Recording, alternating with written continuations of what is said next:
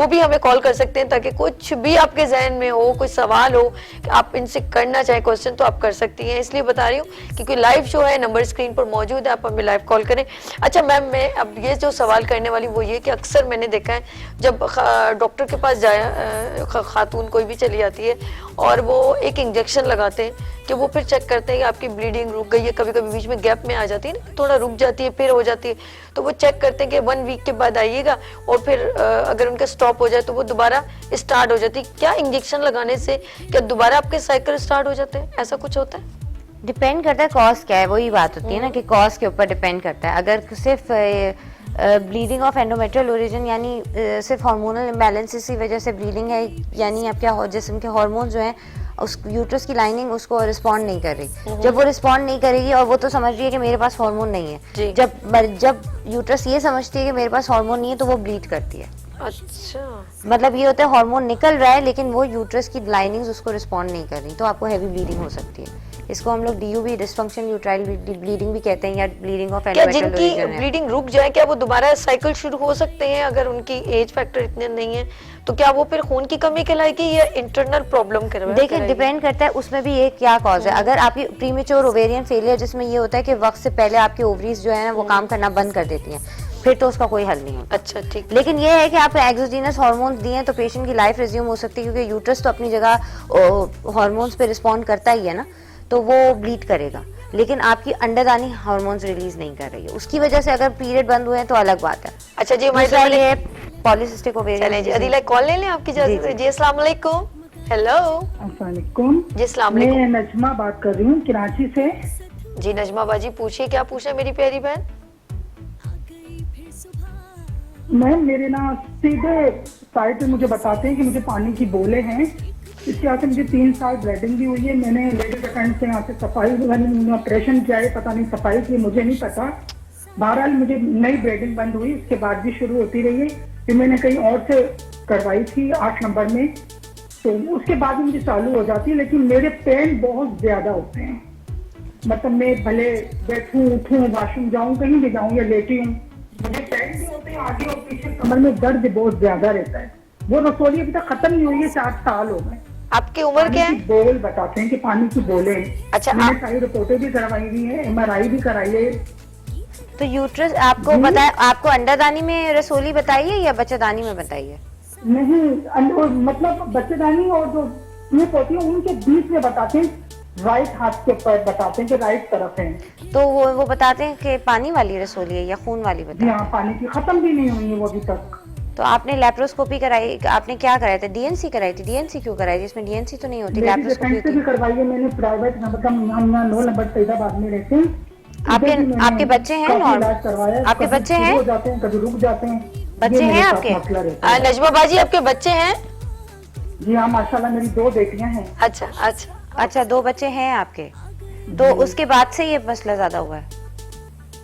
जी, दूसरी बेटी के बाद से मतलब मेंसेस होते हैं, और मुझे मेंसेस भी बहुत ज्यादा होते हैं, कम नहीं होते हैं। अच्छा, लास्ट जो बच्चा है वो कितने साल का है आपका, जो बेबी हुआ है? माशाल्लाह 8 साल का। अच्छा, 8 साल की बेटी है मेरी। 8 साल बेटी तो उसके जो आपको पानी की रसोलियां बताई हैं उसका साइज क्या है? साइज पता है आपको? मतलब बताते हैं बस छोटा, जैसे एक चना होता है ना, हम मोबाइल करते हैं, चना बड़ा हो जाता है। अच्छा, एक कंचे जितनी बताते हैं कि कंचे टाइप में। तो वो तो इतनी बड़ी नहीं है। ओके मतलब ये कहते हैं कि बच्चे के लिए रुकावट भी नहीं, मगर मुझे मैम पेन बहुत ज्यादा होते हैं। अच्छा। मतलब बैठी रहती हूँ जब भी हो रहे हैं, खड़ी हूँ तब भी हूँ, उसकी वजह से मुझे कमर में भी तकलीफ बहुत ज्यादा रहती है। मैंने MRI भी करवाई है, सारे टेस्ट भी हुए, लेकिन कोई इलाज समझ में नहीं आया मुझे क्या मसला है। अच्छा, यानी कि ये कंफर्म है कि आपके जो है उन्होंने क्या बोलते हैं हो गए इनके? मेरे ख्याल से ओवेरियन सिस्ट का कह रही हैं ये। अच्छा, कि ओवरीज में सिस्ट होगी है, क्लियर सिस्ट है और फॉलिकुलर सिस्ट। चले नजमा बाजी भाई डिटेल में मैम आपको जवाब देंगे। बहुत शुक्रिया आपने कॉल की। किसी को कितनी तकलीफ होती है, प्रॉब्लम होती है, उनको सोल्यूशन ही नहीं मिलता। मैं हैरान हूँ, कुछ लोग को अभी वही बात है कि एक दो इतनी लॉन्ग स्टैंडिंग इनफर्टिलिटी है, 7 इयर्स के साथ सेकेंडरी इनफर्टिलिटी हो गई, तो मुझे लगता है इसको लैप्रोस्कोपी की तरफ जाना चाहिए, जिसमें हमें ट्यूब्स का स्टेटस भी पता चल जाएगा। और अगर ये सिस्ट है और इतनी पुरानी है और ये फर्टिलिटी को कॉम्प्रोमाइज कर रही है, तो मुझे लग रहा है इस सिस्ट को जो है वो बर्न कर सकते हैं।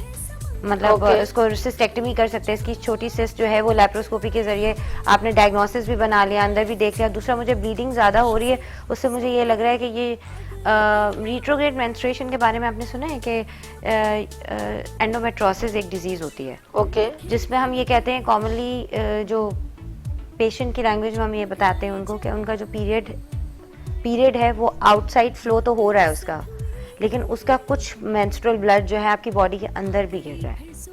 चलिए, एक कॉलर है, हम बात कर लेते हैं। हेलो, अस्सलाम वालेकुम। वालेकुम सलाम जी, कौन जी, भी? मैंने ये पूछना था डॉक्टर साहिबा से कि मेरे 4 बच्चे हुए, मेरे ऑपरेशन हुए हुए, चारों बड़े ऑपरेशन हुए। उसके बाद जब चौथा ऑपरेशन था तो उन्होंने मेरा बच्चे बंद कर दिए थे। ओके तो अब उसके बाद मुझे ये है कि अर्नियां भी मेरे पेट में हो गई है। ओहो। 2 साल, तकरीबन 3 साल हो गए हैं, 4। तो उसके बाद फिर पानी की थैलियां भी बता रहे हैं, ओहो। HHSC भी और शुगर भी है। अब मुझे कुछ समझ में नहीं आ रहा। अब मुझे हड्डियों का मसला और ये काफी सारे मसले मेरे बन गए हैं। अच्छा प्यारी तो बहन, इसलिए एक मैं- मिनट, आपका नाम क्या है, कहाँ से कॉल किया आपने? जी, मेरा नाम ज़ेबन निसा है, मैं यहाँ इस्लामाबाद कराल चौक में रहती हूँ। इस्लामाबाद? तो जी अच्छा, इस्लामाबाद जी, से। मुझे सिर्फ ये है कि मुझे इससे कितनी रहनुमाई कर दें। आज तक मुझे कोई ऐसा डॉक्टर नहीं मिला जिससे मैं अपने इतने चेकअप करवा सकती हूँ। तो ब्लीडिंग अब जो मुझे होती है ना, पहले इतनी नहीं हुआ करती थी, लेकिन डॉक्टर ने बताया था, कंटोनमेंट सदर में मेरा ऑपरेशन हुआ था जब आखिरी था, तो उन्होंने फिर मुझे ये बताया था कि ये ब्लीडिंग होगी आपको। अब मुझे ये है कि महीने में कभी 2 बार भी हो जाती है, कभी 3 बार भी हो जाती है। उम्र मेरी तकरीबन 45-46 साल है। तो उसमें ये है कि ये खून के तंद्रे से जिस तरह होते हैं ना, इस तरह आता है, और साथ रेशा भी हो जाता है, तो इस बार इस तरह मुझे होता है। ओहो। तो 6-7 दिन कभी गुजर जाते हैं। फिर मैं गुस्ल करने के बाद भी मुझे ये जो होता रहता है, खून के तंद्रे से आते रहते हैं। अच्छा, आप मेरी रहनुमाई कर दें, मुझे बता देंगे। चले चले, मेरी प्यारी बहन परेशान ना हो और अल्लाह से दुआ करें, अल्लाह पाक आपको सेहत दे। बहुत सारी दुआएं आपके लिए। अच्छा, ये जो आजकल मिथ्स हैं इस बारे में कि हम ट्यूबल लाइगेशन जो करते हैं, बेसिकली परमानेंट सोल्यूशन होता है ना, कि आपको आगे बच्चे फैमिली प्लानिंग का permanent Okay. Solution is Okay. Tubal ligation, जिसमें हम ट्यूब को ब्लॉक कर देते हैं। मैंने आपको हाँ, बताया ना जी, कि जी, वो जी। रास्ता होता है हाँ, जहाँ पे हस्बैंड मतलब दोनों अंडों का मिलाप होता बिल्कुल है। बिल्कुल ठीक कह रही ठीक है, अब ये होता है कि लोगों के दिमाग में ये है कि अगर हमने एक दफा ट्यूबल लाइगेशन किया तो उसके बाद हमें ब्लीडिंग ज्यादा होगी, हमारी मेंस्ट्रुअल साइकिल डिस्टर्ब हो जाएगी, हमारी बोन्स में पेन हो जाएगा। ऐसा कुछ नहीं होता। अच्छा, इनको ऐसा प्रॉब्लम तो नहीं जो इन्होंने कहा कि मैंने बच्चे रोक दिए या उसकी वजह से तो नहीं हो रहा? यही तो मैं बता रही हूँ कि वो तो आपने सिर्फ एक चीज, हमने ट्यूब काटते भी नहीं है, हम ट्यूब को सिर्फ टाई कर देते हैं। टाई करने से कुछ भी नहीं होता। टाई करने से पीरियड इरेगुलर नहीं हो सकते।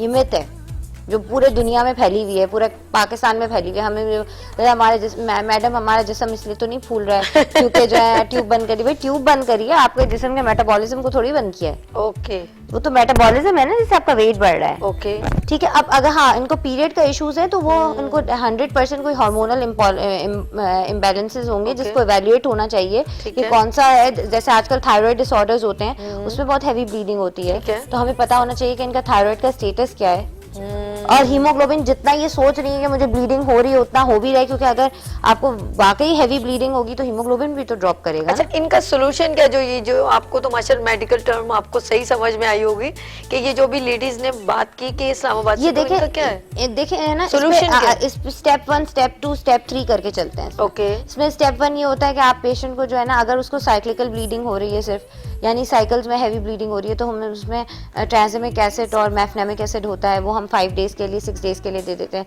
उससे ब्लीडिंग काफी हद तक बेटर हो जाती है। ओके अगर वो नहीं है तो फिर हम हार्मोनल प्रिपरेशन की तरफ जाते हैं। अच्छा। मनसूबाबंदी की गोलियां भी दी जाती हैं पीरियड को रेगुलर करने के लिए।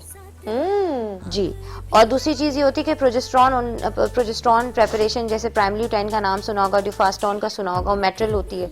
ये सारी मेडिकेशंस जो हैं वो पीरियड को रेगुलर करने में हेल्प करते हैं। ओके तो वो आप देखें, अगर वो उससे सही नहीं हो तो कुछ इंजेक्टेबल्स होते हैं। और अगर सिर्फ आपका यूट्रस ज्यादा हो रहा है, आजकल हमारे यहाँ एंडोमेट्रियल एब्लेशन होती है, अंदर हम शॉक्स देते हैं, तो वो हम जो लाइनिंग है उसको हल्का सा बर्न कर देते हैं ताकि हैवी ब्लीडिंग ना हो, तो ये भी करवा सकते हैं। ओके। ये तो नॉन इन्वेजिव होता है, इसमें आपको यूट्रस नहीं निकलता। अच्छा, ये जो इन्होंने जो पहले कॉल की थी इनको तो समझ में आ गया होगा। बेसिकली आप तो किसी अच्छी सी हेल्थ कंसल्टेंट के पास अपने इस्लामाबाद में जाएं। अच्छा, जो उससे पहले जिन्होंने कहा था थैलियां बनना है, तो उनका क्या प्रिस्क्रिप्शन थी? उनको भी उनके लिए बताइए। मेरे ख्याल से तो उनको अगर इतनी लॉन्ग स्टैंडिंग इनफर्टिलिटी भी है और फिर भी कह रही है कि सिस्ट बहुत सारी बनी हुई है, तो मुझे ऐसा लगता है कि इसकी लेप्रोस्कोपी से इन्वेस्टिगेट करना चाहिए। अंदर लेप्रोस्कोपी करनी चाहिए, ओके, ठीक है। इसकी ट्यूब्स का स्टेटस देखना चाहिए, अंदर क्या हालात हैं वो देखने चाहिए। और अगर कोई सिस्ट इस तरह की है तो हम सिस्टेक्टमी या डायथर्मी करके उसको बंद कर सकते हैं उस सिस्ट को उसी दौरान। ये थेरेपेटिक प्रोसीजर भी हो जाएगा। इससे इसकी समटाइम्स पेशेंट की लेप्रोस्कोपी करने से और ट्यूब डाई टेस्ट करने के बाद पता चलता है पेशेंट कंसीव कर लेती है, वो चीजें ऐसा सही हो बिल्कुल- जाती सही, है। बिल्कुल ठीक है जी। तो हमारे ये सर कहना जो है अदीला ताहिर मौजूद हैं, गायनेकोलॉजिस्ट। हम यहाँ पर छोटी सी